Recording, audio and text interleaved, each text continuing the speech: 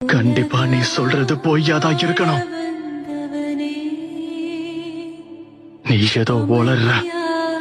ஹிதாச்சி என்ன பல தடவை கொல்ல முயற்சி பண்ணா. ஹிதாச்சி உன்னை உண்மையிலேயே கொல்லணும்னு நினைச்சிருந்தா நேரத்துக்கு நீ உயிரோடையே இருந்திருக்க மாட்ட. லீஃப் வில்லேஜோட அமைதிக்காகவும் முக்கியமா அவனுடைய தம்பியான நீ சந்தோஷமா இருக்கணுங்கிறதுக்காகவும் அவன் துரோகிங்கிற பழியை ஏத்துக்கிட்டு உனக்காக அவன் உயிரியே விட்டான். மரியாதை கிடைக்க வேண்டிய இடத்துல அவனுக்கு அவமானம் தான் கிடைச்சது. அன்பு கிடைக்க வேண்டிய இடத்துல அவனுக்கு வெறுப்பு தான் கிடைச்சது.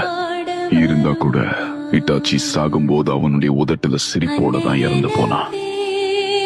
இதெல்லாம் போய் நீ இப்படிப்பட்ட ஆள் கிடையாதுன்னா வாய்ப்பே இல்ல.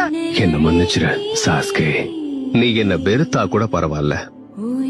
அண்ணனா என்னோட கடமையை நான் செய்வேன். இதுதான் முடிவு.